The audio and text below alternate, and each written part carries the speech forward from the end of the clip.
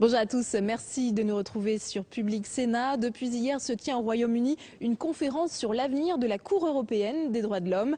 Le Royaume-Uni, qui a pris la présidence tournante du comité des ministres du Conseil de l'Europe, a fait de la réforme de la Cour de Strasbourg sa priorité.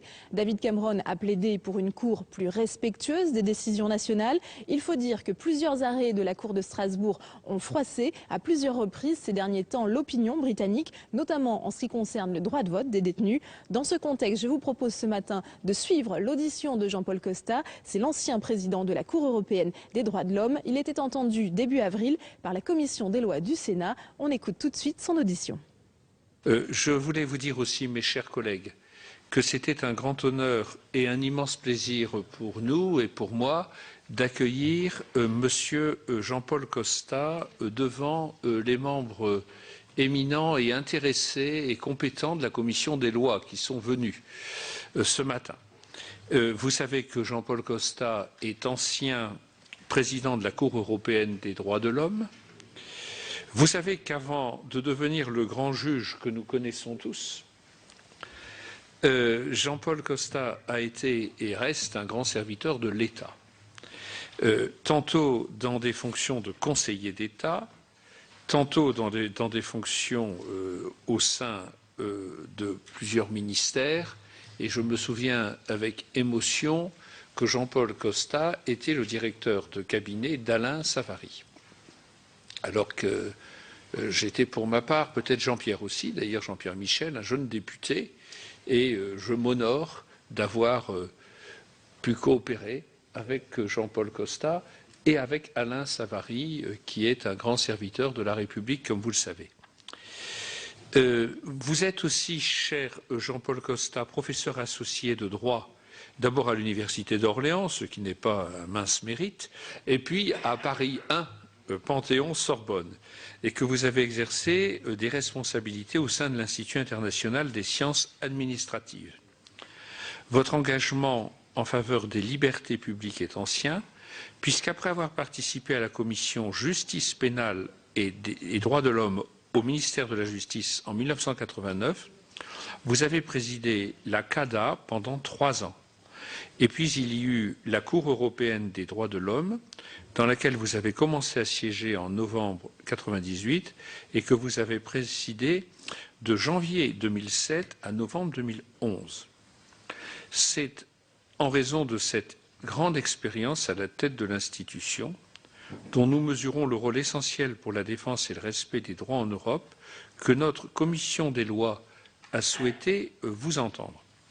En effet, chacun sait, mes chers collègues, que des discussions ont été engagées par la présidence britannique du Conseil de l'Europe pour modifier le statut de la Cour. Derrière les propositions qui ont été formulées par le Royaume-Uni, il y a 2 préoccupations. La première, c'est le surencombrement que vous connaissez parfaitement, puisque plus de 150 000 affaires sont pendantes à l'heure actuelle devant la Cour européenne des droits de l'homme. Mais il y a aussi, et le Premier ministre, M. Cameron, ne s'en est pas caché, la volonté de diminuer le rôle de la Cour européenne des droits de l'homme. Autant nous ne pouvons que souscrire au premier objectif, parce que le désencombrement est un vrai sujet, autant le second est sujet de réelle préoccupation pour notre commission des lois, qui est toujours attachée, je parle devant le président Jean-Jacques Hyest, ainsi que d'ailleurs nous pourrions le faire aussi devant ses prédécesseurs, au respect du droit et des libertés publiques. Aussi souhaiterons-nous vous interroger sur le bilan que vous tirez de ces 5 années de présidence de cette institution. Donc, je vais vous proposer, mes chers collègues, d'entendre, si vous le voulez bien, un propos liminaire de Jean-Paul Costa, qui va nous dresser le paysage. Ensuite, nous pourrions donner la parole à nos 2 rapporteurs, puisque, conformément à une tradition de notre commission, il y a 2 rapporteurs. Un de la majorité et un de l'opposition, quelle que soit la majorité, quelle que soit l'opposition, qui sont Patrice Gélard et Jean-Pierre Michel, puis aux différents collègues. Permettez-moi aussi, en achevant ce propos introductif, de dire un mot à la mémoire de M. Descoings, directeur de Sciences Po, qui a beaucoup œuvré pour cette institution de la République, qui a fait preuve d'une volonté de renouveau et beaucoup sont attachés à cette action qu'il a menée, même si elle a pu être discutée. Et beaucoup sont aussi attachés aux enseignants, aux étudiants de Sciences Po dans notre commission des lois. Voilà. Monsieur le Président. Monsieur le Président, Mesdames et Messieurs les sénateurs, permettez-moi de dire d'abord que je suis très honoré de cette invitation, qu'elle me fait plaisir et que je suis heureux si je peux donner quelques informations qui pourraient être utiles à la Commission des lois et au Sénat de la République française. Avant de commencer la présentation liminaire à laquelle vous m'avez convié, Monsieur le Président, cher Jean-Pierre, d'abord merci pour les mots de présentation, très élogieux et très chaleureux. Et en fait, le Président de la Commission des lois sait que entre nous, le courant est passé de façon bilatérale et très bien passé depuis plus de 30 ans. Permettez-moi aussi de m'associer brièvement à cet hommage à Richard Descoings, qui a été notre collègue au Conseil d'État, à Philippe Basse et à moi-même. Et je dois dire que quand j'ai entendu ce matin à la radio, avant de prendre mon TGV de Strasbourg, cette nouvelle, j'en ai été véritablement choqué. Je connaissais bien Richard Descoings, je l'aimais beaucoup. Et il avait laissé une grande marque, ça a été dit par d'autres, non seulement à l'Institut d'études politiques de Paris, mais dans la politique éducative de la France. Alors, je ne vais pas abuser de votre temps parce que je crois que ce qui sera le plus intéressant, c'est vos questions et, je l'espère, mes réponses. Mais je vais peut-être quand même rapidement rappeler quelle est la situation de la Cour européenne des droits de l'homme. Et je dirais avant toute chose que la Cour européenne des droits de l'homme, qui, comme vous le savez, a commencé de fonctionner à la fin des années 1950, a été continuellement, depuis un demi-siècle, dans une phase de croissance à la fois quantitative et qualitative, et de difficultés liées à cette croissance. C'est un peu un paradoxe que plus la Cour européenne des droits de l'homme a eu d'influence, de rayonnement, de prestige en Europe et en dehors d'Europe d'ailleurs, et plus finalement elle a eu des difficultés largement dues à ce que le président Sueur appelait son surencombrement. On dit parfois qu'elle a été victime de son succès. Je n'aime pas trop cette expression, mais je dirais que le nombre de requêtes continuellement croissant de façon exponentielle devant la Cour européenne des droits de l'homme est la rançon du succès de l'influence profonde qu'elle a exercée sur les droits et libertés dans les pays d'Europe. Et maintenant, ces pays sont, comme vous le savez, au nombre de 47, puisqu'il y a 47 États membres du Conseil de l'Europe, le Conseil de l'Europe et la Cour étant évidemment étroitement associés. Donc, il a fallu, au cours des années et des décennies, penser à des réformes. Et je dirais même que, d'une certaine façon, la réforme de la Cour, qui est à l'ordre du jour avec les propositions britanniques et la conférence qui aura lieu à Brighton à partir du 18 avril, sous la présidence britannique du Comité des ministres du Conseil de l'Europe, cette réforme n'est pas une nouveauté. Le processus de réforme a commencé il y a très longtemps. Déjà dans les années 1980, alors que le système était dualiste avec la Cour elle-même et la Commission européenne des droits de l'homme, on a proposé, dans un souci d'efficacité, de fusionner ces deux organes qui, à l'époque, fonctionnaient à temps partiel et de faire une Cour unique et permanente. Ceci a été réalisé par le protocole numéro 11 à la Convention, qui a mis d'ailleurs longtemps à être ratifié par tous les États, 4 ans et demi environ. Le dernier État à accepter la ratification du protocole 11 étant l'Italie, pour des raisons diverses et notamment pour des raisons constitutionnelles italiennes. Donc ce protocole numéro 11 est entré en vigueur le 1er novembre 1998. C'est exactement la date à laquelle j'ai pris mes fonctions de juge français à la Cour, ayant succédé à René Cassin, Pierre-Henri Tedjen et Louis-Edmond Petiti. Et le protocole numéro 11 a en effet réalisé cette fusion de la Cour et de la Commission. La Commission a disparu, la Cour européenne des droits de l'homme est devenue unique et permanente, siégeant à temps plein avec des juges eux-mêmes travaillant à temps plein et n'exerçant pas d'autres fonctions. Et on avait pensé, à l'époque, que le protocole numéro 11, par les économies d'échelle qu'il pourrait réaliser, serait un remède efficace à l'engorgement de la Cour qui avait commencé d'être sensible à la fin des années 1980 et au début des années 1990.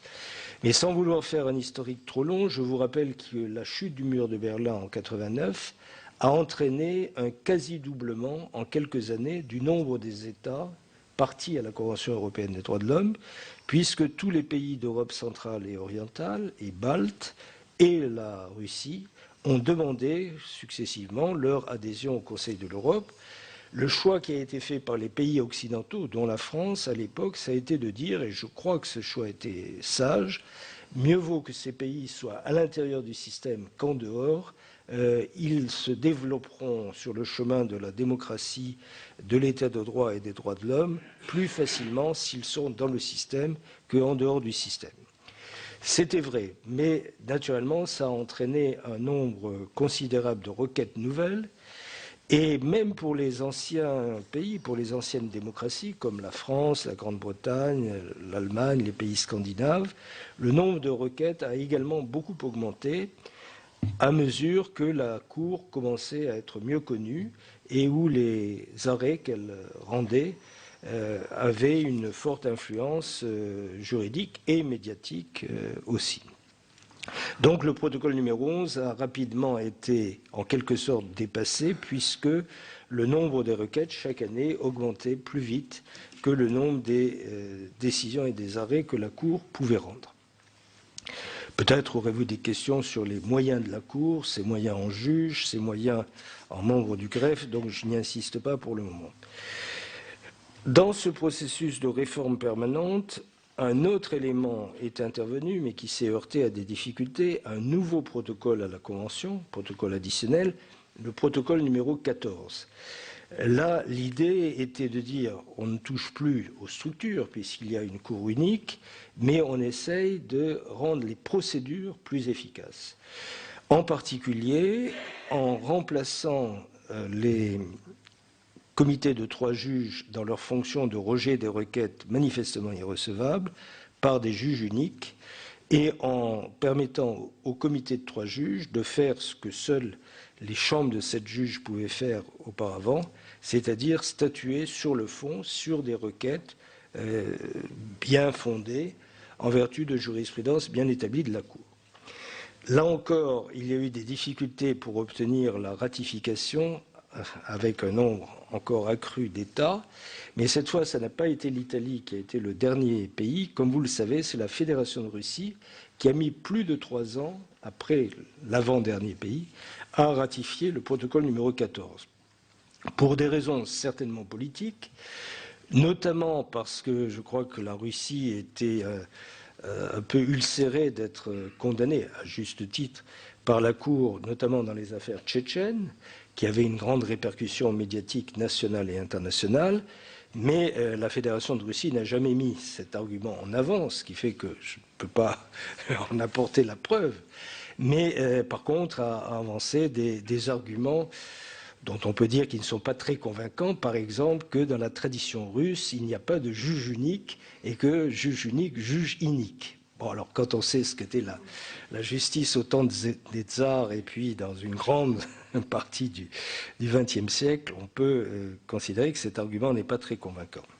Enfin, finalement, et je dois honnêtement dire, sans vouloir faire preuve d'immodestie, que j'ai beaucoup œuvré en ce sens, que la Fédération de Russie a été convaincue par l'idée qu'elle ne pouvait pas rester isolée et donner l'impression qu'elle bloquait le mécanisme.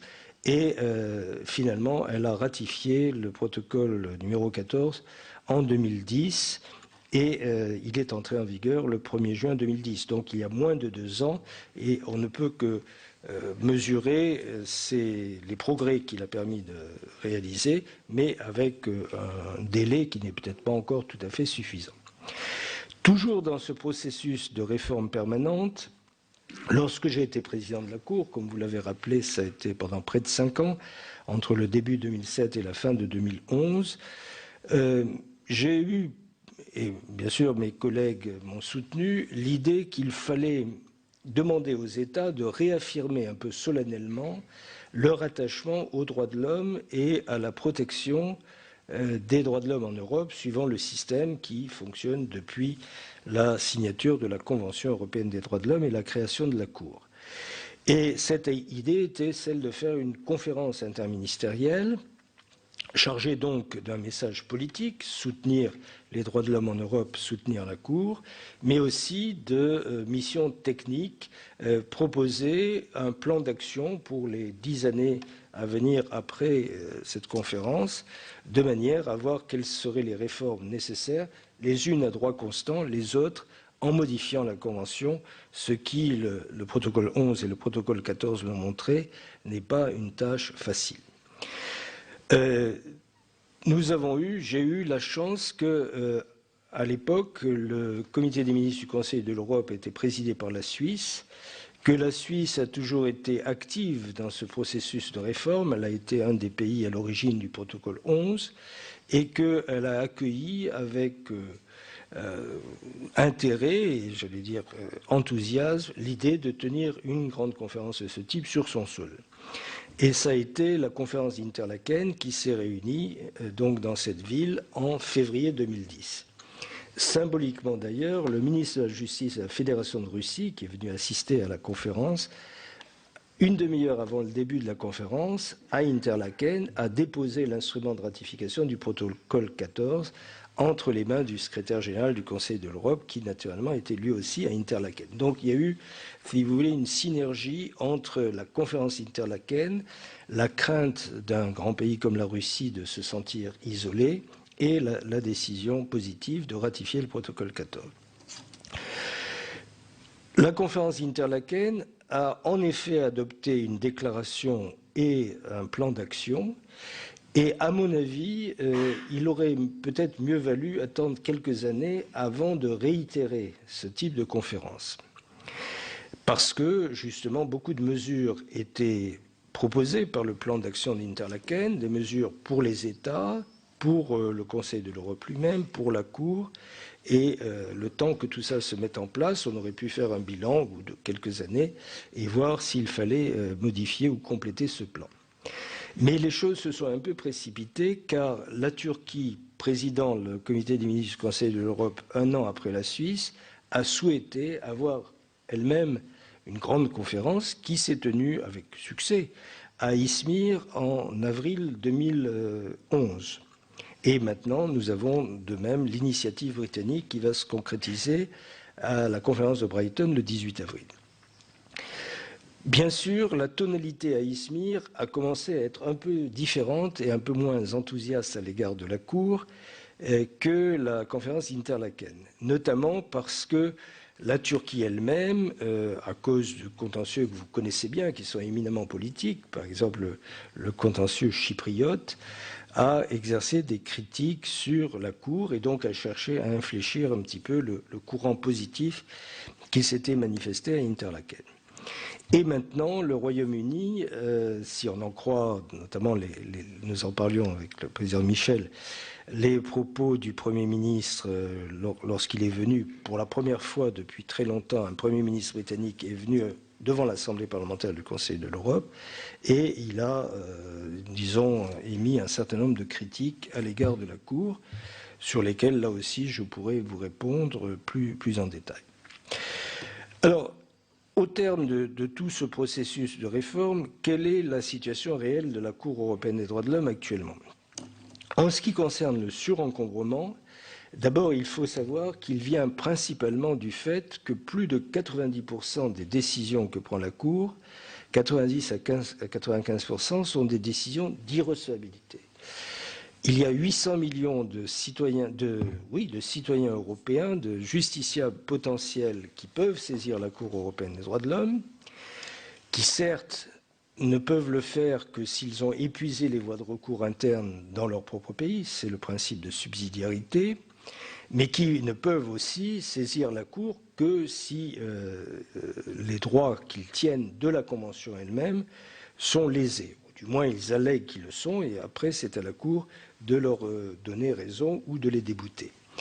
Et énormément de requérants, en Europe et même en France d'ailleurs, non seulement ne respectent pas des règles procédurales telles que celles de l'épuisement des voies de recours internes ou le délai de recours de 6 mois, mais même font des requêtes qui sont bien au-delà de ce que la Convention prévoit et de ce que la Cour peut faire. Par exemple, la Convention n'a presque pas de droits économiques et sociaux dans son contenu, et beaucoup de requêtes portent sur des droits qui donc ne sont pas garantis par la Convention, mais il y a des requêtes encore plus larges, encore plus vagues, qui portent sur des domaines de la vie pour lesquels aucun traité international n'est compétent. Nul ne peut garantir le bonheur, la prospérité, la santé, l'amour, la félicité. Et malheureusement, beaucoup de gens, généralement de bonne foi d'ailleurs, saisissent la Cour en croyant qu'elle peut faire cela. C'est la raison pour laquelle il faut absolument que les requêtes irrecevables diminuent, ce qui passe par un grand rôle d'information à partager entre les États, les barreaux et la Cour elle-même. Et puis, il faut aussi que, pour les requêtes manifestement irrecevables, il y ait des mécanismes de filtrage assez radicaux, peut-être pas aussi radicaux que devant la Cour suprême des États-Unis, qui, suivant une longue tradition, n'examine en réalité qu'à peu près 1% des cas qui lui sont soumis, mais peut-être encore plus efficace que le remplacement des comités de 3 juges par le juge unique. Donc, une grande partie des problèmes de la Cour viennent de ces requêtes irrecevables trop nombreuses. Une autre partie importante de l'encombrement de la Cour provient de ce que beaucoup d'États négligent de mettre en œuvre les décisions de la Cour et donc génèrent des requêtes répétitives qui en réalité sont bien fondées mais qu'il est absolument inutile de rejuger, et ça encombre encore le travail des juristes du greffe et des juges eux-mêmes. Et dès la conférence d'Interlaken, et ça c'est un message qu'il faut fortement, je crois, faire passer, la Cour européenne des droits de l'homme, mais aussi les États membres, ont recommandé que des mesures de prévention, des mesures législatives, une meilleure exécution des arrêts de la Cour permettent à terme de réduire ce nombre de requêtes répétitives et largement inutiles et qui pourraient être réglées au niveau national. Donc, le surencombrement, grâce à des efforts partagés entre tous les acteurs du système, pourrait diminuer. Le protocole 14, comme je vous le disais, a été mis en vigueur à partir du 1er juin 2010. Et pour la première fois en août dernier, en 2011, on a vu une légère inversion de la courbe qui s'est confirmée pendant quelques mois. Ce n'est pas encore une période peut-être suffisamment significative pour crier victoire, et de toute façon, ça demandera très longtemps. Mais enfin, pour la première fois en août 2011, sous l'effet du protocole 14, le nombre des entrées a été un peu inférieur au nombre des sorties. Mais encore une fois, ça ne suffit pas. C'est quand même un bon signe, et je regrette une fois de plus que du fait de la position d'un État, on ait perdu plus de 3 ans avant de pouvoir mettre en œuvre ces nouvelles procédures. Alors maintenant, et j'en termine par là si vous le voulez bien, qu'est-ce qu'on pourrait faire pour réformer la Cour? Je crois que le président Sueur a parfaitement résumé la situation en disant il faut lutter contre le surencombrement, mais il ne faut pas accepter les volontés de diminuer le rôle de la Cour.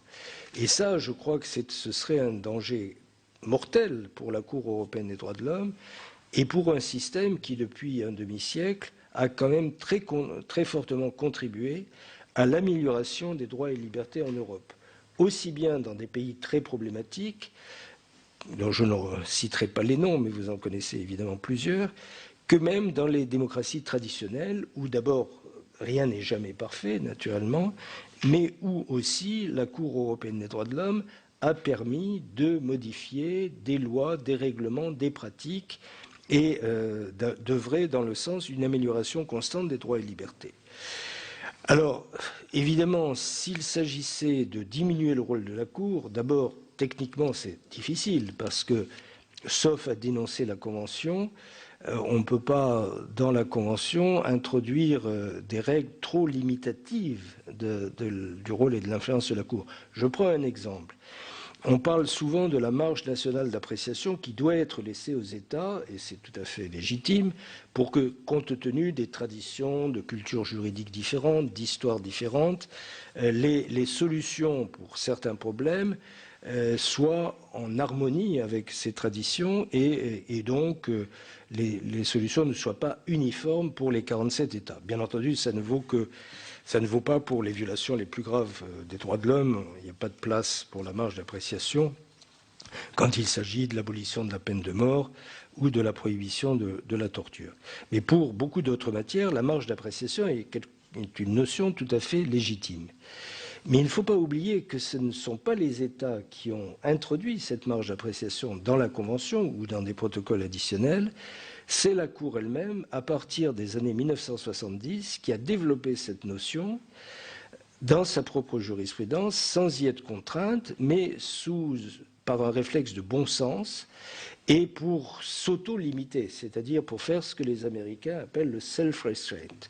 Parce qu'évidemment, une cour, a fortiori une cour internationale, qui n'aurait pas une auto-limitation risquerait de perdre beaucoup de crédibilité, sinon la totalité de sa crédibilité.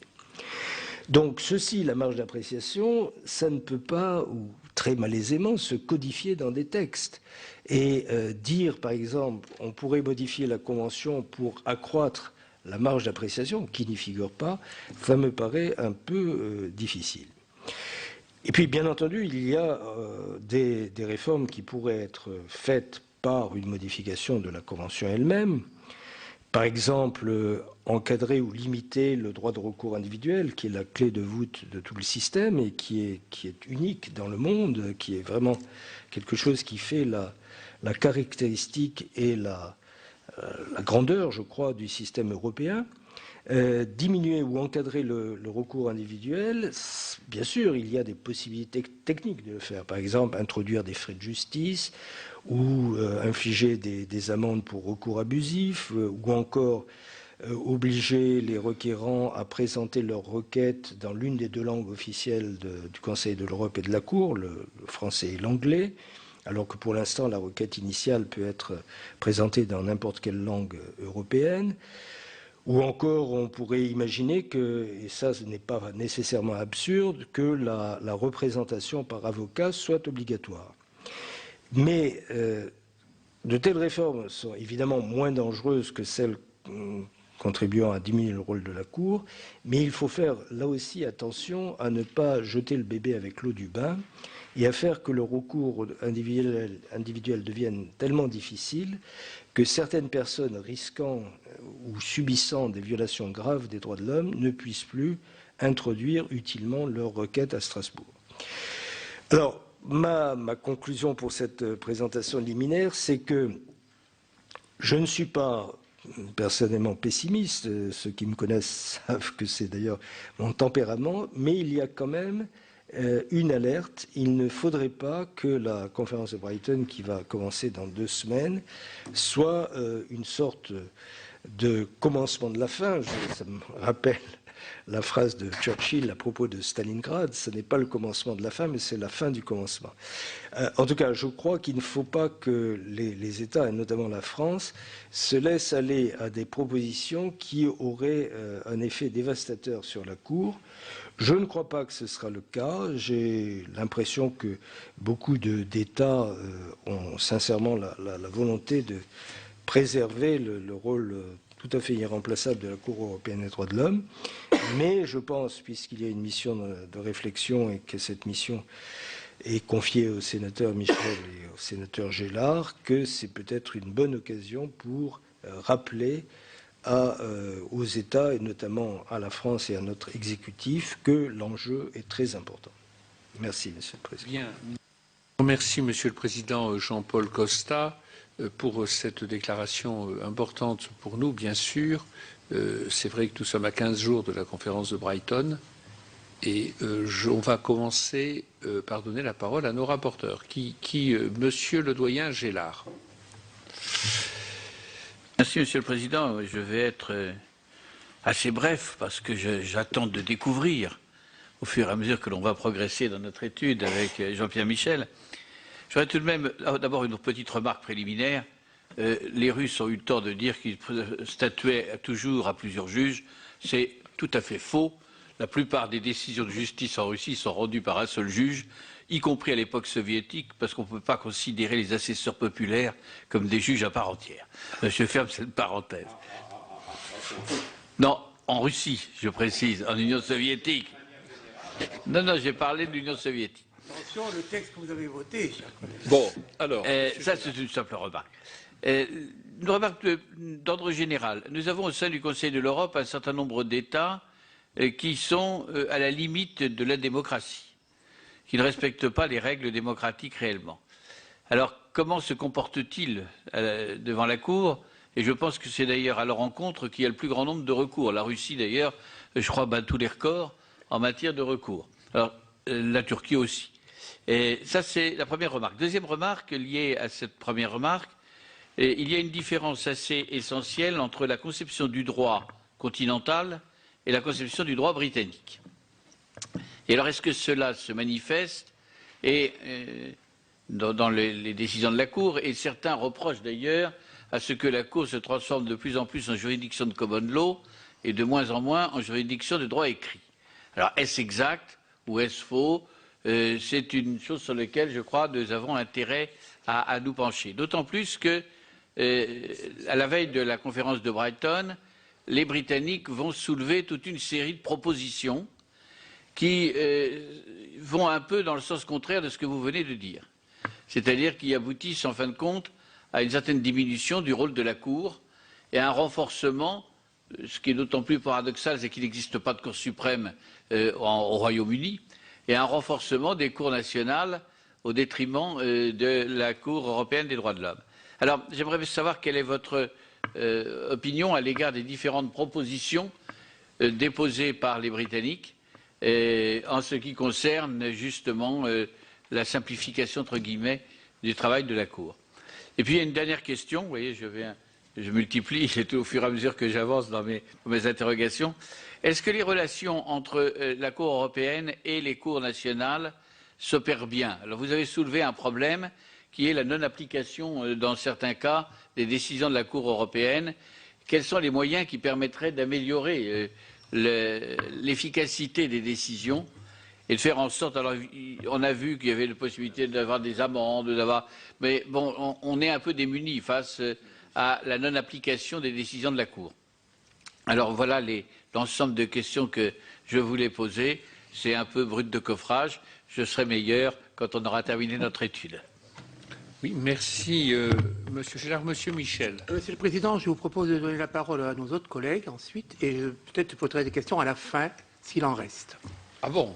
Alors, mes chers collègues, est-ce qu'il y a des... On va peut-être reprendre les... Ou on fait une première réponse, Monsieur le Président, peut-être, ça oui. peut Oui. éviter d'autres questions parce que le président D'accord. Gélard a Très posé bien. beaucoup de questions. Je vais essayer déjà d'y répondre, d'abord pour ne pas oublier mes réponses, et ensuite peut-être pour faire gagner de l'efficacité dans la discussion.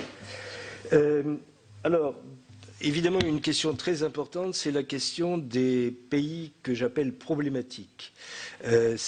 Il faut savoir que le nombre de recours à Strasbourg est bien sûr assez largement dépendant de la population de chaque pays.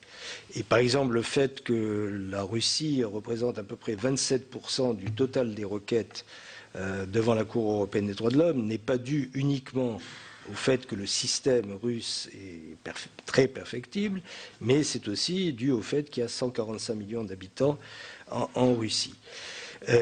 Mais c'est vrai aussi que plusieurs pays posent des problèmes et sont souvent condamnés par la Cour. Je pense qu'il suffit de regarder les chiffres, ça n'a rien de secret. La Russie, l'Ukraine, la Roumanie, la Turquie, bien sûr, la Pologne également, mais qui est un pays assez peuplé, mais qui fait de grands progrès, mais il y a quand même beaucoup de recours aussi. Alors,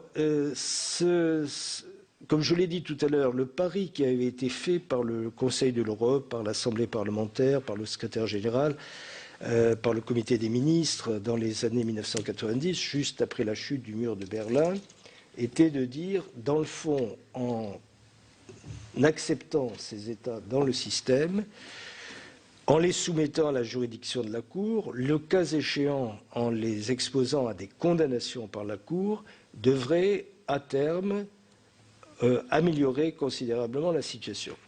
C'est vrai, on a peut-être été un peu optimiste sur les délais, c'est-à-dire qu'on s'imaginait probablement, tous ceux qui ont été ou sont membres de l'Assemblée parlementaire du Conseil de l'Europe le savent, ont pensé que les améliorations seraient peut-être plus rapides qu'elles n'ont été. Mais il y a une grande résistance au changement. Les nouvelles générations de juges, d'avocats, de magistrats intègrent bien la Convention européenne des droits de l'homme dans ces pays et la mettent en pratique, mais il y a quand même, bien sûr, une résistance, une inertie, une nécessité de meilleure connaissance. Je signale d'ailleurs en passant que la Cour s'efforce, avec certains États, de faire un gros effort de traduction de ces jugements de l'anglais ou du français dans des langues nationales, parce que pour un juge de base ou un avocat non formé à la langue anglaise ou à la langue française, c'est très difficile de connaître la jurisprudence de la Cour. Mais enfin, je crois quand même que le pari qui a été fait dans les années 90 sera gagné à terme, et il serait tout à fait regrettable de faire machine arrière. Je vous rappelle en passant que actuellement tous les États européens, à l'exception de la Biélorussie, le Bélarus et du Saint-Siège, pour des raisons différentes, sont membres du Conseil de l'Europe et partis à la Convention européenne des droits de l'homme. Et donc, je crois que la pente naturelle, c'est que cette Cour soit véritablement pan-européenne. Droit continental, droit britannique, c'est une question tout à fait pertinente, monsieur le doyen, monsieur le sénateur, mais je m'inscris un peu en faux sur l'idée qui est souvent avancée, suivant laquelle la Cour appliquerait de plus en plus les principes de la common law et de moins en moins les principes du droit continental. Il est exact qu'au début, les pays de common law, le Royaume-Uni, l'Irlande, d'autres comme Malte par exemple, puis les pays scandinaves qui ont certaines ressemblances, ont imposé plus ou moins leurs droits et leurs pratiques à Strasbourg. Pourquoi ? Parce que le champion des pays de droit continental, c'est-à-dire notre pays, comme vous le savez, n'a ratifié la Convention qu'en 1974 et n'a accepté le droit de recours individuel qu'en 1981. Et je rappelle souvent que le premier arrêt concernant la France, Bozano contre France, date de fin 1986, alors que la signature de la Convention est de 1950. Donc, les pays de common law ont occupé le terrain et bâti une jurisprudence qui, finalement, après, s'est imposée aux autres pays, parce qu'il y a ce qu'on appelle les acquis jurisprudentiels qu'il n'est pas facile d'avaler. Mais malgré tout, depuis les années 80, la France et les autres pays de droit continental ont remonté la pente et il y a une sorte d'amalgame ou de melting pot qui se fait entre les influences juridiques diverses. Et je peux prendre deux exemples en sens inverse. Une notion de common law qui s'est imposée dans des pays comme la France ou les autres pays de droit continental en matière de procédure pénale, c'est le droit au silence de l'accusé, le droit de non-auto-incrimination qui n'existait pas du tout dans les pays de droit continental, alors qu'il suffit de se rappeler les westerns ou les films policiers américains ou anglais, où on dit à partir de maintenant, tout ce que vous pourrez dire pourra se retourner contre vous, donc vous pouvez garder le silence si vous le souhaitez. Mais en sens inverse, le droit britannique ne connaissait pas, ou connaissait très peu, ou connaissait très mal, le droit à la protection de la vie privée, qui était beaucoup mieux protégé dans des pays comme la France. Et sous l'influence de la jurisprudence de la Cour, c'est là, au contraire, les pays de common law qui ont été obligés d'introduire cette notion dans leur propre législation. Autrement dit, la jurisprudence de la Cour est une jurisprudence, je pourrais la comparer, ce n'est pas une comparaison c'est un peu familier, mais une entreprise d'import-export. On importe des idées, des notions de certains pays, on les exporte vers d'autres, et la Cour s'est toujours efforcée de le faire dans le sens le plus libéral possible, c'est-à-dire dans le sens d'une progression de la protection des droits et libertés.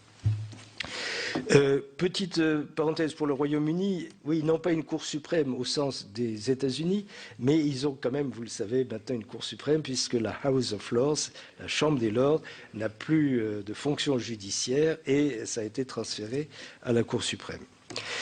Votre dernière question, qui est très importante, les relations entre la Cour européenne des droits de l'homme et les cours nationales. Et je dirais peut-être un petit mot, une sorte de petit codicile sur les relations avec la Cour de Luxembourg. Les relations entre la Cour européenne des droits de l'homme et les cours nationales est absolument essentielle, parce que très souvent, il ne s'agit pas de modifier les textes, de modifier les règlements ou les lois, mais plutôt d'infléchir ou de modifier des jurisprudences nationales. Et naturellement, les cours nationales, surtout lorsqu'il s'agit de cours anciennes, traditionnelles, par exemple en France, le Conseil d'État et la Cour de cassation, sont souvent réticents avant de se conformer à une jurisprudence de la Cour qui remet en cause leur propre jurisprudence ou leurs propres pratiques et habitudes. Alors, il y a deux améliorations possibles dans ce domaine. La première, qui a été très largement entreprise, qui avait commencé avec mon prédécesseur, le juge Wildhaber, de nationalité suisse, et que je me suis efforcé de continuer de développer, c'est le dialogue des juges, c'est-à-dire le maximum de rencontres possibles entre la Cour européenne des droits de l'homme et les cours nationales, soit à Strasbourg, soit dans leur pays, pour des séminaires de travail en exposant très franchement et parfois de façon assez vive les jurisprudences respectives de la Cour de Strasbourg et des cours nationales. Et ça donne de bons résultats. Par exemple, la Cour constitutionnelle fédérale allemande, qui est une cour qui a beaucoup de prestige et d'autorité, avait été très mécontente de l'arrêt rendu à Strasbourg dans l'affaire de la princesse Caroline de Monaco, l'affaire von Hannover, où la Cour de Strasbourg avait mieux protégé le droit à l'image de la princesse et de sa famille que ne l'avaient fait les juridictions allemandes, y compris la Cour de Karlsruhe. Et puis, après plusieurs années de dialogue, d'échange, finalement, la Cour de Karlsruhe a modifié sa jurisprudence pour se conformer à celle de la Cour européenne des droits de l'homme, et maintenant, en pratique, les conflits sont aplanis. Et je pourrais citer d'autres cas. Avec les hautes juridictions françaises, ça a été un peu la même chose. Je me souviens d'un arrêt de la Cour européenne des droits de l'homme, Zielinski et Pradal, dans lequel la Cour européenne des droits de l'homme a dit que les lois de validation rétroactive n'étaient pas compatibles avec la Convention européenne des droits de l'homme, sauf si elles étaient prises pour des motifs impérieux d'intérêt général. Et c'était contraire à une décision que, pour la même affaire, avait prise le Conseil constitutionnel. Et naturellement, la première réaction du Conseil constitutionnel, mais aussi du Conseil d'État et de la Cour de cassation, a été de dire « mais nous n'allons pas changer notre jurisprudence à cause de cet arrêt de Strasbourg ». Et finalement, oui, ça s'est fait. Et les trois plus hautes juridictions françaises, maintenant, le Conseil constitutionnel, le Conseil d'État et la Cour de cassation, se sont inspirés et appliquent ce critère. Et je pourrais multiplier les exemples de ce type. Donc, premier élément, dialogue des juges. Mais il faut continuer. Et deuxième élément, qui là est prospectif et qui pourrait être une mesure, à mon avis, utile décidée à Brighton, des avis consultatifs. Jusqu'à présent, il n'y a, pour saisir la Cour européenne des droits de l'homme, que le recours individuel. À part les affaires interétatiques qui sont très peu nombreuses, qui sont bien sûr très importantes, mais c'est tout à fait différent. Mais il n'y a pas de mécanisme, comme à Luxembourg, de renvoi préjudiciel. Car vous le savez, à Luxembourg, la voie de saisine la plus importante, de loin, c'est quand un tribunal d'un pays a une question de droit communautaire, de droit de l'Union à trancher, et dit « je suspends le procès et je pose une question préjudicielle à la Cour de justice de l'Union européenne pour qu'elle me dise dans quel sens je dois interpréter ou appliquer telle directive ou tel règlement ou telle disposition de droit communautaire ». On s'est longtemps dit que si on introduisait un système pareil à Strasbourg, et s'il s'ajoutait au recours individuel, on viendrait encore charger la barque et on risquerait d'augmenter le surencombrement de la Cour.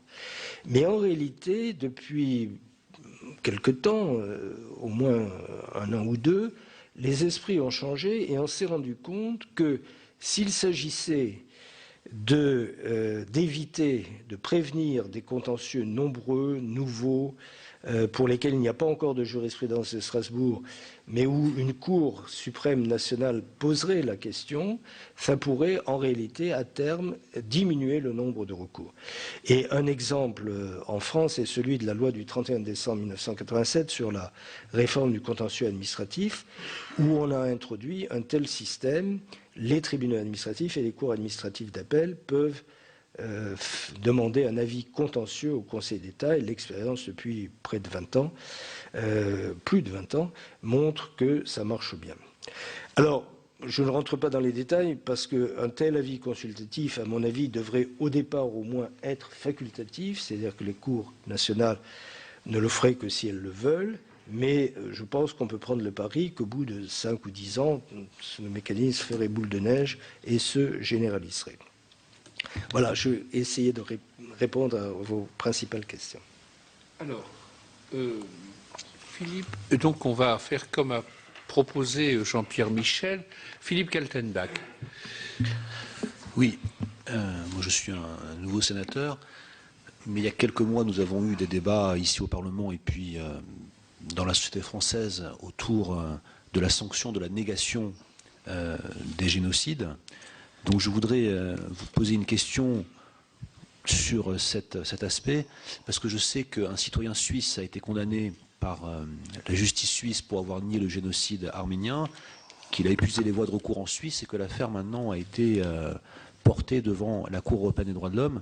Et donc j'aimerais savoir sur cette question de la négation des génocides, quelle pourrait être un petit peu la position de la Cour européenne des droits de l'homme et quelle influence cela pourrait avoir dans le débat franco-français, qui a été très vif et qui risque de rebondir, puisque les deux candidats à l'élection présidentielle qui risquent d'être présents au second tour ont chacun pris des engagements pour revenir sur cette question après l'élection présidentielle. Et donc, j'aimerais savoir un petit peu, connaissant pas forcément très bien la Cour européenne des droits de l'homme, comment elle pourrait apporter sa pierre à l'édifice dans la construction d'une position européenne visant à ne plus laisser le négationnisme prospérer en Europe. Oui, alors pour l'avenir, ça m'est évidemment difficile de répondre et de spéculer. Je dirais d'ailleurs un petit mot des relations entre la QPC, la nouvelle procédure devant le Conseil constitutionnel, et la Cour européenne des droits de l'homme, parce que ça me paraît intéressant. Et je dis ça parce qu'évidemment, le Conseil constitutionnel est intervenu dans cette matière. Mais pour le passé, il y a eu au moins un cas, d'ailleurs spectaculaire, dans lequel la Cour européenne des droits de l'homme a rejeté une requête qui était une requête de quelqu'un, M. Garaudy, qui avait été condamné pénalement pour négationnisme de la Shoah. Il avait dans des articles et dans des livres écrit que les camps d'extermination n'étaient pas aussi exterminants que cela, qu'il n'y avait pas eu 6 millions de morts, mais 1 million, enfin peu importe les détails. Et la Cour européenne des droits de l'homme lui a donné tort. Elle n'a pas remis en cause, d'ailleurs ça n'était demandé ni par lui ni par le gouvernement, la loi Guessot, mais la Cour européenne des droits de l'homme a dit la liberté d'expression a des limites. D'abord, l'article de la Convention qui protège la liberté d'expression comporte lui-même un deuxième paragraphe qui montre qu'elle n'est pas illimitée, mais surtout, il y a un autre article de la Convention européenne des droits de l'homme, l'article 17, c'est la notion d'abus de droit qui fait que quelqu'un qui porte atteinte à des valeurs essentielles de la Convention européenne des droits de l'homme ne peut pas invoquer sa propre protection au regard d'autres articles de la Convention européenne des droits de l'homme.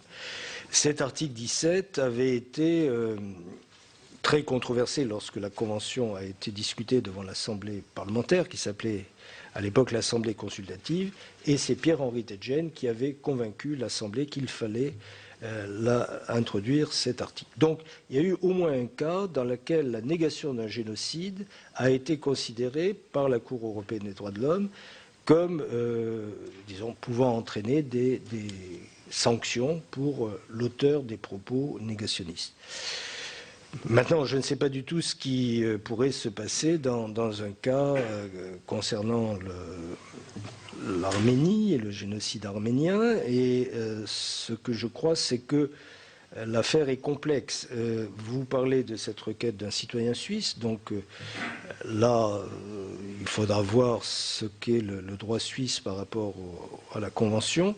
Mais en tout cas, dans le domaine, enfin en ce qui concerne la France, la décision qui a été prise récemment par le Conseil constitutionnel sur une question préliminaire de constitutionnalité, d'ailleurs une question prioritaire de constitutionnalité, QPC, montre bien qu'il peut y avoir soit convergence, soit divergence entre le Conseil constitutionnel et la Cour européenne des droits de l'homme. Je parle de façon théorique, bien sûr. À mon avis, la QPC est une bonne réforme dans la mesure où elle va permettre, et elle permet déjà, aux citoyens français d'obtenir une protection contre certaines lois qui sont anciennes ou bien qui sont plus récentes mais qui n'avaient pas été déférées, et obtenir satisfaction plutôt en France qu'en venant devant la Cour européenne des droits de l'homme, ce qui est une bonne application du principe de subsidiarité. Mais évidemment, on ne peut pas imaginer, sauf si on était tout à fait utopique, que dans tous les cas, la Cour européenne des droits de l'homme adoptera la même position que le Conseil constitutionnel. Donc, c'est pour dire que la question demeure ouverte, et comme je le disais, je ne saurais m'aventurer sur un terrain un peu trop spéculatif. Merci. Madame Josette Durieux. Merci, Monsieur le Président, et merci de nous donner la possibilité d'assister à cette audition et de prendre la parole. Je suis ravie de pouvoir saluer Jean-Paul Costard et lui dire que le travail qu'il a fait en tant que juge, en tant que président de cette Cour, pendant les 4 ans où il l'a été, ce travail a été essentiel, et la Cour européenne s'identifiait beaucoup à Jean-Paul Costard, son président, et pour la France, c'était aussi quelque chose d'important. Merci d'avoir rappelé que cette institution a un caractère pan-européen. Effectivement, elle rassemble 47 États, sauf la Biélorussie, et que par conséquent, elle dépasse largement les 27 de l'Union européenne. Rappelons aussi que ce sont les parlementaires de l'Assemblée parlementaire du Conseil de l'Europe qui les élisent. Et c'est parfois un peu dommage qu'on ne sache pas suffisamment ce qui se fait au sein de cette Assemblée. En ce qui concerne le problème qui se pose aujourd'hui, réforme ou pas de cette Cour, je pense, Monsieur le Président, cher Jean-Paul, que vous avez dit beaucoup de choses qui sont essentielles. Il ne faudrait pas que les remèdes soient pires que le mal. Et je crois que vous avez bien dit les choses en précisant qu'il y avait alerte, mais qu'il fallait être prudent. Il faut faire attention. Moi, j'ai envie de vous poser une question, parce que Brighton va se situer en même temps que la session du Conseil de l'Europe. La dernière fois, le Premier ministre Cameron est venu. Il y a eu un jet de questions, mais il y a eu une attitude très forte et unanime de l'ensemble des parlementaires du Royaume-Uni pour défendre la position de ce pays. Alors j'ai envie de vous demander, en tant que parlementaire français, qu'il y a une attitude de la France aussi. Comment appréciez-vous l'attitude de la France dans les négociations, dans les discussions qui ont lieu déjà et qui vont avoir lieu à Brighton? En savez-vous un peu plus que nous? Parce qu'il faut que nous arrivions à Strasbourg un petit peu armés par rapport au débat qui ne va pas manquer d'avoir lieu. Je vous remercie. Merci, Monsieur le Président. Merci beaucoup, Madame la Sénateur. Chère Josette, merci de vos propos à mon égard. Je ne suis pas nécessairement mieux informé que vous sur la préparation de la conférence de Brighton, parce que depuis un peu plus de 4 mois que j'ai quitté la Cour, j'ai essayé de me tenir un peu sur l'avant-train pour ne pas empiéter sur les prérogatives de mes successeurs, et notamment de mon successeur, le nouveau président de la Cour, qui, comme vous le savez, est le juge britannique, qui est d'ailleurs, à mon avis, un juge tout à fait remarquable, Sir Nicholas Brazza. Cela dit, je sais quand même un petit peu ce qui se passe, parce que j'ai eu l'expérience de Interlaken et l'expérience aussi de la conférence d'Izmir. Il y a, dans une conférence de ce type, des négociations préalables entre États, entre experts, mais aussi entre représentants des gouvernements, avec l'association de la Cour elle-même, qui a émis un avis sur le projet de déclaration de la conférence de Brighton. Donc, dans cette phase préliminaire, les choses se développent. La conférence, en général, consiste à entériner par consensus des positions de compromis qui ont été négociées entre les États. Ce que je sais aussi, de façon officieuse, mais ça me paraît clair, c'est que plusieurs États en Europe ont manifesté un désaccord avec des réformes trop radicales qui, comme vous le disiez, constitueraient des remèdes pires que le mal. Par exemple l'Autriche, mais aussi d'autres pays. En ce qui concerne notre pays, la France, je n'ai pas d'informations confidentielles ou privilégiées, mais j'ai eu l'impression, en discutant un petit peu, que la France considère que certaines propositions de Brighton vont trop loin et qu'il faut marquer un coup d'arrêt.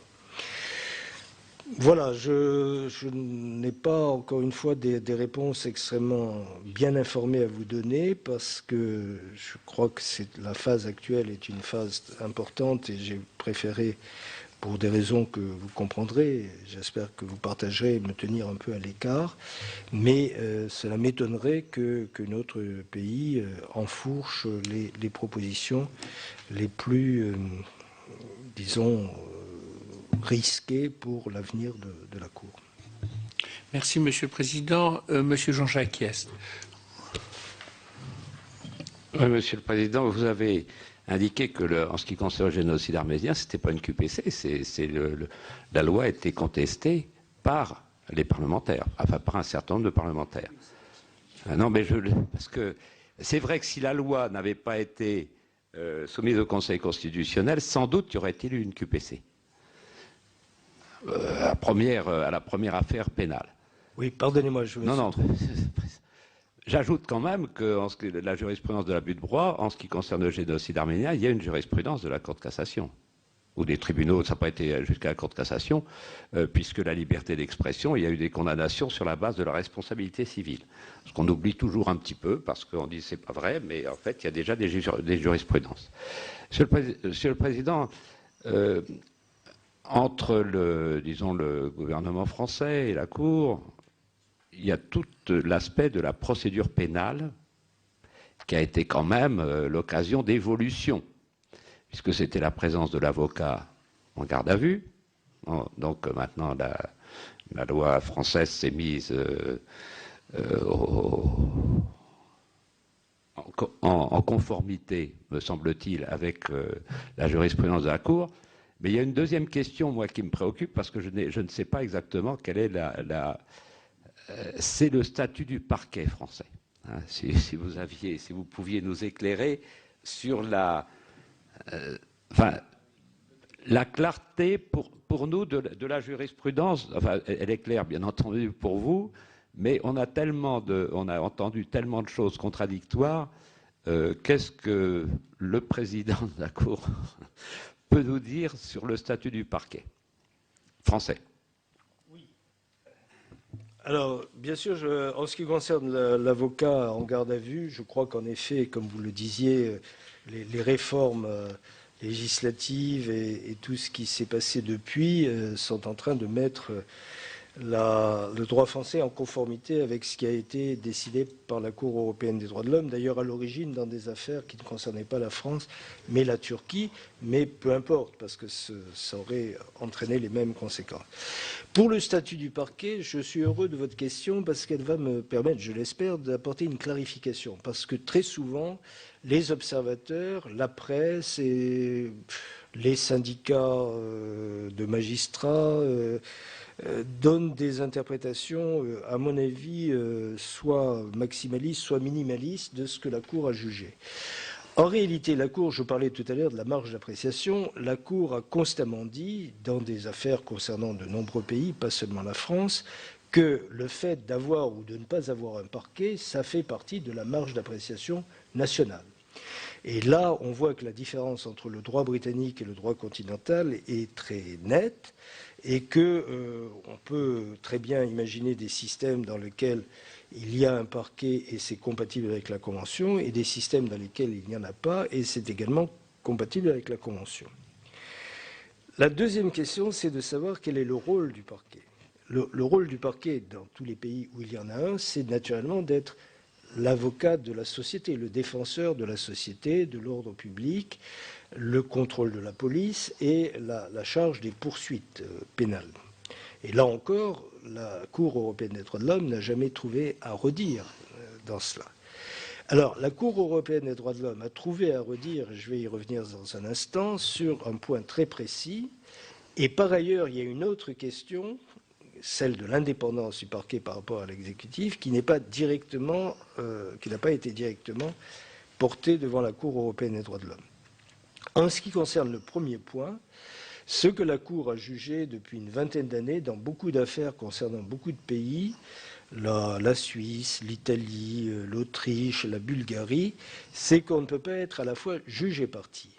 Et par conséquent, si le ministère public, le procureur adjoint, chargé de poursuivre une personne intervient sur sa demande de mise en liberté, alors là, il préjuge en quelque sorte la position. Il est à la fois juge et partie puisqu'il est chargé des poursuites pénales contre une personne et s'il refuse sa mise en liberté, par exemple, ou même s'il l'accorde, mais a fortiori s'il la refuse, il y a confusion des rôles. Et ceci a été censuré par la Cour européenne des droits de l'homme, finalement, de la part de la France, dans deux arrêts assez récents, Medvedev contre France et surtout Moulin contre France. Et là, donc, il y a un vrai problème et la Cour européenne des droits de l'homme, encore une fois, n'a pas innové à l'égard de la France, mais elle a dit c'est ça la limite qu'il ne faut pas franchir. Alors, la question qui n'est pas directement posée sous cette forme, ou qui n'a jamais été vraiment posée sous cette forme à la Cour, c'est celle de l'indépendance du parquet. En France, les magistrats du siège et les magistrats du parquet, vous le savez mieux que moi, n'obéissent pas exactement aux mêmes règles. Le Conseil supérieur de la magistrature n'a pas exactement les mêmes pouvoirs à l'égard des magistrats du siège et des magistrats du parquet. Cette question en tant que telle n'a jamais été posée à la Cour. Elle reste ouverte, mais elle est très présente, je crois, dans le débat français actuel, et je ne pouvais pas ne pas la mentionner. Merci. Oui. Avant de donner la parole à Jean-Pierre Michel, puisqu'il a dit qu'il était le dernier, tu es toujours le dernier. Oui. Monsieur Philippe Bas. Oui, Monsieur le Président, je suis vivement intéressé par cette rencontre avec Jean-Paul Costa. Moi, j'ai une question un tout petit peu latérale par rapport à ce dont il a été question jusqu'à présent. Vous avez quand même évoqué en introduction le fait que la Convention européenne des droits de l'homme comporte très peu de droits sociaux. Nous avons d'autres textes qui le font, comme la Charte sociale européenne, avec son propre système, celui du Comité européen des droits sociaux. Et la question que je me pose est celle de savoir quels sont les liens que la haute juridiction entretient avec ce comité et s'il y a des propositions qui pourraient être avancées pour améliorer l'effectivité des droits reconnus par la Charte sociale européenne, dont le dispositif ressemble un peu à celui qui était celui de la Commission européenne des droits de l'homme, de sauvegarde des droits de l'homme et des libertés fondamentales avant le système actuel. Merci beaucoup. Je suis heureux de cette occasion que nous nous revoyons. Oui, nous avons, je dis encore nous, la Cour européenne des droits de l'homme et le Comité européen des droits sociaux ont des liens informels, mais des réunions périodiques. Mais surtout, la Cour européenne des droits de l'homme a souvent eu l'occasion de citer des recommandations du Comité européen des droits sociaux et même de s'en inspirer. Le Comité européen des droits sociaux, c'est vrai, est une quasi-juridiction. Elle n'a pas les pouvoirs juridictionnels qu'a la Cour. Il y a eu des progrès dans la justiciabilité des droits sociaux au niveau européen, mais on est évidemment encore loin d'un système véritablement juridictionnel, et c'est un peu inévitable compte tenu de la spécificité de certains droits sociaux qui sont en effet moins aisément justiciables que la liberté d'expression ou la liberté religieuse ou le respect de la vie privée, par exemple. Mais toutes les fois que la Cour européenne des droits de l'homme est amenée à prendre des positions qui touchent aux droits sociaux, elle s'inspire étroitement et généralement elle s'aligne sur les positions du Comité européen des droits sociaux. Il y a dans la Convention tout de même un petit peu de droit social, vous le savez bien. Par exemple, l'article 11 garantit la liberté d'association, mais garantit explicitement le droit syndical et la liberté syndicale. Et on a développé une jurisprudence à la Cour, par exemple sur les négociations collectives, sur les conventions collectives, en tenant compte, là encore, des positions prises par le Comité européen des droits sociaux. Et parfois, il arrive que du fait qu'il existe dans la Convention un article sur le principe d'égalité, sur la non-discrimination, l'article 14, on peut trouver des discriminations en matière sociale qui tombent sous le coup de l'article 14, et là encore, la Cour européenne des droits de l'homme fait appel aux sources internationales et européennes qui existent, soit des décisions prises dans le cadre de l'OIT ou des textes pris dans le cadre de l'OIT, soit des positions adoptées par le Comité européen des droits sociaux. Donc, ce ne sont pas deux mondes clos. D'ailleurs, dans un arrêt de la fin des années 1970, Ayre contre l'Irlande, la Cour européenne des droits de l'homme a adopté un considérant de principe important qui est que même si la Convention garantit essentiellement des droits civils et politiques, il n'y a pas de cloison étanche entre les droits civils et politiques et les droits économiques et sociaux. Bon, la conséquence qui en avait été tirée dans cet arrêt, c'est que l'aide judiciaire pour des personnes n'ayant pas de revenus suffisants devait être protégée par la Cour européenne des droits de l'homme, même si ça touche à un problème social de revenus de personnes impécunieuses. Merci. Monsieur le Président, j'avais une question à poser s'agissant de la décision de la Cour du 2 février 2012 sur la question du droit d'asile, oui. Qui concerne particulièrement la France, puisque la Cour a considéré que s'agissant de la procédure prioritaire, vous savez que pour le droit d'asile en France, il y a deux systèmes. Il y a le système dit prioritaire et le système de droit commun. Et la Cour a considéré que le classement automatique d'un certain nombre de demandes en procédure prioritaire devait être sanctionné en quelque sorte, en particulier au motif que cela se traduit par une absence de recours suspensif, du caractère suspensif du recours formé devant la CNDA, qui est la Cour nationale du droit d'asile. Alors, vous avez pris cette décision. Bon, j'ai interpellé le gouvernement français pour savoir quelles conséquences il tirait de cette décision. Très concrètement, lorsqu'une telle décision est prise, de deux choses l'une, où l'État concerné, en l'espèce la France, réforme ses textes pour tenir compte de cela, ou il ne le fait pas. Et quelle est la position de la Cour dans ce second cas? D'abord, je commence par une remarque concernant une affaire à peu près simultanée ou contemporaine de celle que vous venez de citer, Monsieur le Président, qui concerne le placement des enfants en centre de rétention administrative.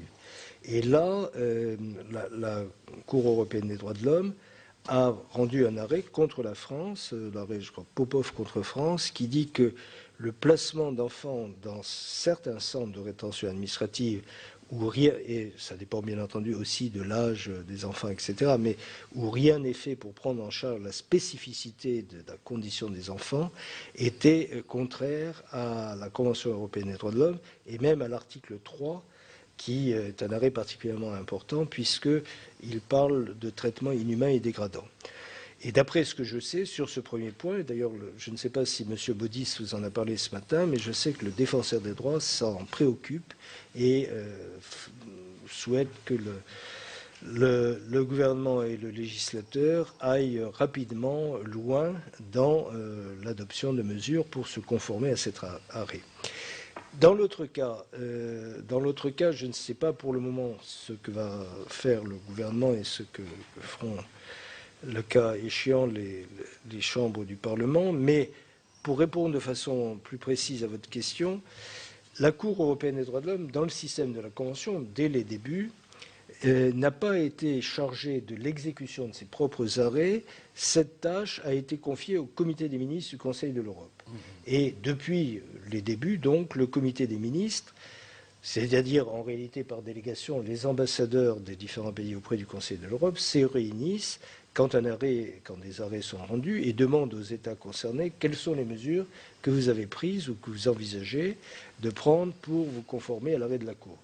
Alors, il y a en réalité trois conséquences. Il y a souvent des conséquences financières. Il s'agit de payer au requérant ou à la victime ou à la famille ce qu'on appelle la satisfaction équitable. En général, les pays ne se font pas trop tirer l'oreille pour verser ces sommes. Il y a des mesures individuelles consistant à réparer la situation individuelle du requérant et il y a, ce qui est encore beaucoup plus difficile, évidemment, des mesures de caractère général, c'est-à-dire modifier la législation ou la réglementation applicable. Si les pays le font spontanément et rapidement, naturellement, le comité des ministres en tire les conséquences et finit par prendre une résolution qui clôt l'affaire, qui considère que le jugement de la Cour a été correctement exécuté. Parfois, c'est beaucoup plus difficile que cela. Et il y a quelques pays dans le passé, je pense à la Grèce dans une affaire concernant les raffineries, je pense à la Turquie au début dans les affaires de Chypre, et je pense surtout à la Russie dans une affaire concernant la Moldova, que Mme Durieux connaît bien, Ilascu contre la Moldova et la Russie n'a pas correctement exécuté l'arrêt. Et là, il y a un grand problème. Alors, l'idée de remettre la Cour dans le circuit a été avancée au moment du protocole 14 et s'est inscrite dans les textes. Le protocole 14 comprend deux nouveaux recours qui jusqu'à présent n'ont pas encore été exercés, mais ils le seront un jour. Un recours en interprétation des arrêts de la Cour, parce qu'il arrive que les difficultés d'exécution, même pour un État de bonne foi, soient dues à une insuffisante clarté de l'arrêt de la Cour, et surtout une sorte de recours en manquement, inspiré de celui qui existe au sein de l'Union européenne, qui est que si un État n'exécute pas correctement un arrêt de la Cour, on peut demander à la Cour de restatuer et de façon plus solennelle, plus sévère, etc.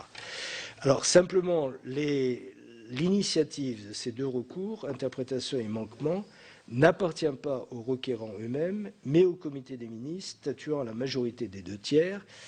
Et alors là, je me rappelle évidemment la fable de La Fontaine, selon que vous serez puissants ou misérables, il sera peut-être plus facile pour un petit pays d'être l'objet d'un recours de ce type à la majorité des 2/3 du comité des ministres du Conseil de l'Europe que si c'est la Russie ou la Turquie. Mais enfin, on ne peut pas préjuger ce que sera l'avenir.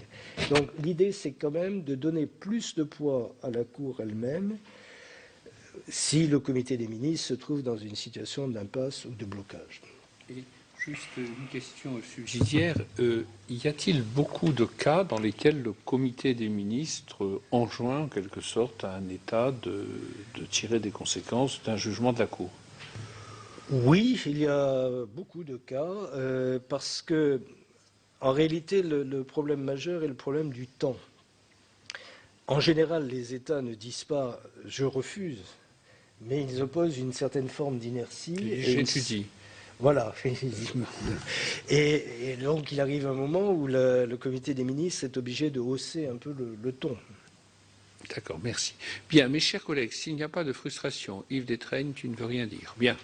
On va finir en beauté avec Jean-Pierre, monsieur le rapporteur Jean-Pierre Michel. Je vous remercie de cette pointe d'humour. Je voudrais faire plusieurs observations. La première, pour être bien certain de ce que vous avez dit, Monsieur le Président, que vous n'êtes pas favorable à ce que demande la Grande-Bretagne dans le projet de déclaration de Brighton, c'est-à-dire d'inscrire dans la Convention le principe de subsidiarité et le principe de marge d'appréciation. D'abord parce que ça existe pratiquement déjà, et qu'ensuite ça amènerait une procédure très longue. Voilà, donc là-dessus. Deuxième point, ce que je voudrais, c'est savoir ce que vous pensez pour éviter l'engorgement de la Cour, de la responsabilité de ceux qui se situent avant et après les arrêts. Avant, je veux dire la responsabilité des États eux-mêmes. Comment les États diffusent-ils les arrêts de la Cour? Comment les exécutent-ils? Et est-ce que vous seriez favorable à ce que les juridictions aient ce qui existe en France, la possibilité de questionner la Cour sur une espèce d'exception de constitutionnalité pour savoir comment apprécier, et donc ça éviterait peut-être un certain nombre de recours. Deuxièmement, je pense à la responsabilité du Conseil de l'Europe lui-même, de l'Assemblée parlementaire. Aujourd'hui, on voit, et Josette Derieux ne me démentira pas, qu'un certain nombre d'États, que je ne citerai pas ici nommément, n'appliquent pas la Convention européenne des droits de l'homme. Ne l'appliquent pas du tout. On peut dire, très peu. Ces États sont condamnés. Voilà, par la Cour, sur la base de la Convention qu'ils ont ratifiée. Que fait le Conseil de l'Europe? Que fait l'Assemblée parlementaire? Elle reste bien souvent inactive. Or, elle a des procédés, des procédures. Elle a la possibilité de la procédure du monitoring, que Josette Derieux connaît bien, c'est-à-dire de mettre ces États sous surveillance, ce qui est très difficile à obtenir du Conseil. Je m'en suis rendu compte pour les quelques années où j'y étais, où maintenant j'y suis.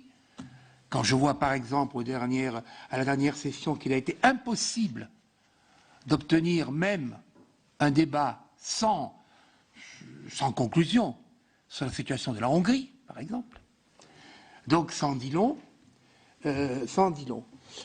Voilà, donc je crois qu'il faudrait que dans les déclarations de Brighton ou d'autres, on mette bien en place quelle est la responsabilité du Conseil lui-même, qui est l'Assemblée parlementaire, qui est chargée de vérifier et de faire l'application, finalement, pas seulement le Conseil des ministres, mais les législateurs aussi, enfin les parlementaires, voilà, et d'avoir peut-être plus de procédures de monitoring et de faire en sorte que ces procédures de monitoring se terminent, y compris par des exclusions. Car aujourd'hui, je ne citerai pas, mais je vois qu'il y a quelques pays qui, pratiquement, sont complètement en dehors des clous. Voilà. Enfin, dernière observation, mais qui n'est pas... vous l'avez évoqué tout à l'heure, mais vous n'avez pas... vous avez dit j'en parlerai, mais vous ne l'avez pas fait. Quelles sont les relations entre la Cour de Strasbourg et celle de Luxembourg? Et plus généralement, que pensez-vous de l'Union européenne, des prétentions de l'Union européenne de s'occuper des droits de l'homme en général? Est-ce que l'Union européenne a une compétence? Oui, depuis le traité d'Amsterdam, un tout petit peu. Comment l'exerce-t-elle? Comment entre les deux cours cela s'établit-il? Et j'entends dire bien souvent, je ne me trompe pas, qu'on aimerait que l'Union européenne ratifie en tant que telle ou accepte en tant que telle la Convention. Voilà. Que pensez-vous de ce dernier point? C'est sans trop de rapport avec la situation actuelle de la Cour, quoique. Je vous remercie. Alors, je vais vous, Monsieur le Président, si vous voulez bien, bien sûr, apporter des réponses à Monsieur Michel et en profiter pour conclure, quoi, enfin, pour apporter une Très bien, je conclusion. vais essayer. Les questions de M. Michel sont nombreuses et complexes, donc il me faudrait beaucoup de temps pour y répondre très en détail, mais je vais essayer de dire l'essentiel. D'abord, en ce qui concerne la responsabilité des États, je suis un peu moins pessimiste que vous. J'ai siégé 13 ans à Strasbourg et j'ai vu quand même des évolutions favorables, aussi bien pour les pays, disons, les vieilles démocraties, que pour les pays qu'on appelle pudiquement en transition et qui posent quand même des problèmes beaucoup plus sérieux. En ce qui concerne les vieilles démocraties, j'ai vu des grands progrès, par exemple, de la part de notre pays, la France, où la Convention européenne des droits de l'homme, à la fin des années 90, était encore peu connue, peu pratiquée, peu invoquée par les avocats, peu appliquée par les juridictions, et où, quand il y avait des condamnations de la France à Strasbourg, il y avait une très forte réticence ou résistance.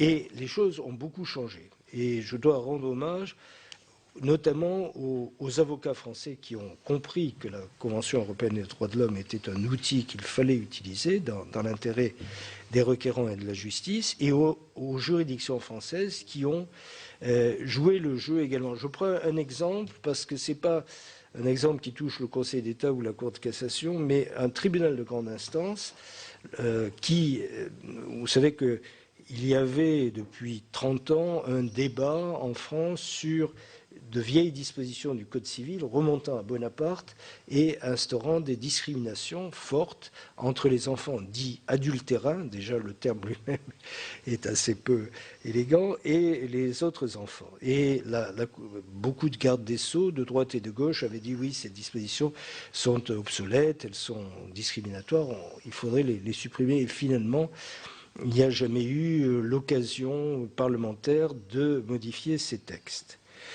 Et puis la Cour européenne des droits de l'homme a rendu un arrêt, Mazurek contre la France, en l'an 2000, et en disant que ces dispositions devaient être écartées au profit de la Convention européenne des droits de l'homme parce qu'elles étaient discriminatoires. Et quelques mois plus tard, ou peut-être même quelques semaines plus tard, quelqu'un dans la même situation que M. Mazurek avait procès devant le tribunal de grande instance de Montpellier, qui n'a pas hésité à écarter les dispositions du Code civil en disant qu'elles sont contraires à la Convention européenne des droits de l'homme, appliquant ainsi l'article 55 de la Constitution.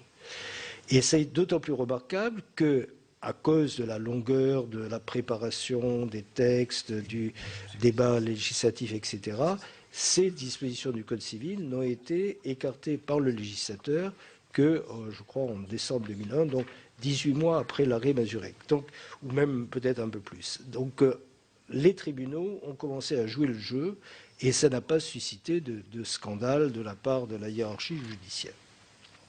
Donc pour les États problématiques, il y a eu aussi des progrès. Je prends un exemple parmi d'autres. La Turquie, je crois qu'il y a une petite régression actuellement, mais la Turquie a quand même beaucoup progressé à la fois dans sa législation et dans sa pratique, parce que les condamnations à répétition de la Cour européenne des droits de l'homme lui ont posé des problèmes politiques. Par exemple, la législation et même la Constitution prévoyaient que les cours de sûreté de l'État, chargés de juger les crimes terroristes, avec une définition très large du terrorisme, étaient composés de 2 juges civils et d'1 juge militaire. La Cour européenne des droits de l'homme a condamné la Turquie de ce fait, et la Turquie a modifié la loi et même la Constitution pour s'aligner sur cette jurisprudence. Bon, comme je l'ai dit, de l'évolution récente en Turquie peut faire penser qu'il y a des hauts et des bas, mais il y a eu des progrès de fait. Alors, cela étant dit, vous avez bien sûr tout à fait raison sur l'essentiel. Que peut faire le Conseil de l'Europe, l'Assemblée parlementaire notamment, pour disons, mettre fin à des agissements ou à des inactions qui sont tout à fait scandaleux. Et là, je veux dire, le Conseil de l'Europe a une arme, c'est un peu comme l'arme atomique, qui est un peu trop forte pour s'en servir. La seule fois où un pays a été obligé de quitter le Conseil de l'Europe, c'est la Grèce au moment de la dictature des colonels. Et d'ailleurs, quand la Grèce est redevenue démocratique, après que les colonels ont été chassés du pouvoir, la Grèce a demandé sa réintégration et le Conseil de l'Europe l'a réadmise dans son sein.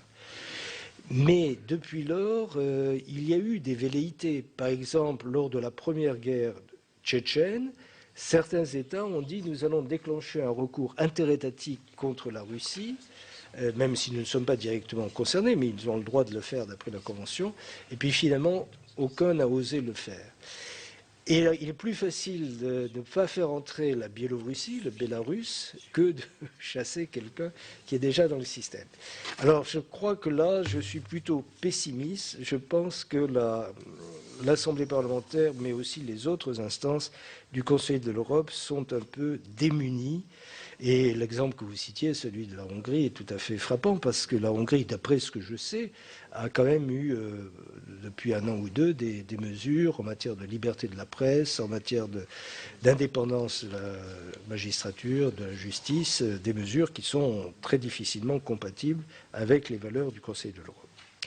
Un mot pour terminer, mais ça mériterait peut-être 1 heure, mais ce serait trop long, sur les relations entre la Cour européenne des droits de l'homme et la Cour de justice. Ces relations, depuis longtemps, sont bonnes. Les deux cours se réunissent périodiquement, tantôt à Luxembourg, tantôt à Strasbourg, et s'efforcent d'éviter les conflits de jurisprudence entre elles. Mais les États, ce n'est pas la Cour de Strasbourg qui a eu cette initiative, les États ont décidé d'aller plus loin et de faire que l'Union européenne en tant que telle, donc les 27, 28 l'an prochain avec la Croatie, adhère à la Convention européenne des droits de l'homme, qui va donc comporter 47 États plus l'Union européenne. Ceci avait été prévu dans le traité constitutionnel, qui a été rejeté par le référendum français et néerlandais en 2005, et repris dans le traité de Lisbonne, qui est entré en vigueur le 1er décembre 2009. Donc le traité de Lisbonne dit l'Union européenne adhère à la Convention européenne des droits de l'homme. Pour rendre ceci possible, il fallait que les 47 soient d'accord, et ceci a été aussi rendu possible par le protocole 14, dont je vous ai plusieurs fois parlé, qui est rentré en vigueur le 1er juin 2010. Et à l'heure actuelle, il y a une phase de négociation entre le Conseil de l'Europe et l'Union européenne. La Cour européenne des droits de l'homme a un statut d'observateur dans cette négociation pour voir comment, en pratique, je crois que le sénateur Badinter s'était beaucoup intéressé à ces questions quand il était encore au Sénat, comment, en pratique, l'Assemblée parlementaire du Conseil de l'Europe va élire le juge pour l'Union européenne. Il est prévu qu'il y aura des parlementaires du Parlement européen qui participeront aussi à ce vote. Il y a beaucoup de questions techniques de ce type qui sont en voie d'être résolues. Mais là où ça traîne, c'est que, comme actuellement, il y a quand même une crise de la construction européenne, la crise de l'euro, etc., mon impression est que ça n'est plus disons, quelque chose de prioritaire dans l'ordre du jour des travaux. Et c'est dommage parce que si c'est prévu par 2 traités, le traité de Lisbonne et le protocole 14, il faudrait profiter de cette dynamique pour que ça soit finalisé le plus vite possible. Et à mon avis, le grand intérêt à terme pour le citoyen européen, ça sera un intérêt de sécurité juridique. Il n'y aura plus de risque de divergence d'interprétation entre les deux cours ou entre la Convention européenne des droits de l'homme et la Charte des droits fondamentaux de l'Union européenne. Donc, si je me place du point de vue, non pas des cours, mais de moi-même en tant que citoyen européen, de nous tous, je crois que ça sera une bonne chose. Il ne faudrait pas perdre cet élan et cette dynamique. Alors, quelques mots de conclusion, Monsieur le Président. D'abord, merci beaucoup à tous vos collègues et à vous-même pour m'avoir prêté attention et m'avoir posé des questions tout à fait pertinentes. Il m'aurait fallu probablement plus de temps, au risque d'abuser de votre patience, pour répondre plus en détail et en profondeur.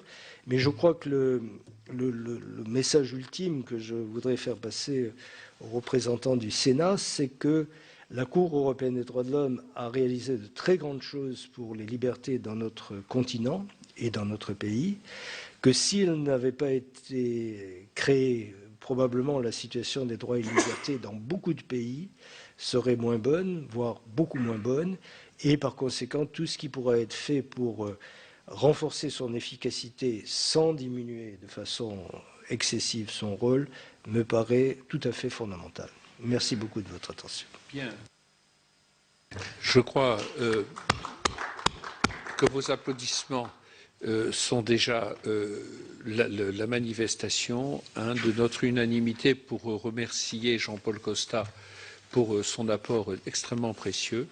Je crois que nous avons bien fait, à l'initiative de nos collègues Jean-Pierre Michel et Patrice Gélard, de prévoir vraiment un travail approfondi de la commission des lois sur ce sujet. Alors, les prochaines échéances, c'est que je pense que vous allez surveiller comme le lait sur le feu ce qui va se passer à Brighton. Et ensuite, vous allez procéder, je crois, à un certain nombre d'auditions complémentaires. Et nous allons convier tous les membres de la commission des lois qui le souhaiteront à une journée de travail à Strasbourg, sans doute à la fin du mois de mai. Nous sommes en train de voir les dates, de prendre les contacts. Comment? C'est bien. Au mois de mai. Oui, mais ce sera au mois de mai, parce que le mois de mai, voyez-vous, est un mois où il y a encore quelques libertés, si je puis dire, pour les sénateurs. Donc nous allons aller passer une journée, et je pense que s'il y a des renseignements, des informations ou des avis complémentaires à solliciter, nous ne manquerons pas de faire appel à vous. En tout cas, merci pour cette grande compétence qui est la vôtre et dont vous avez bien voulu nous faire profiter ce matin. Merci, mes chers collègues.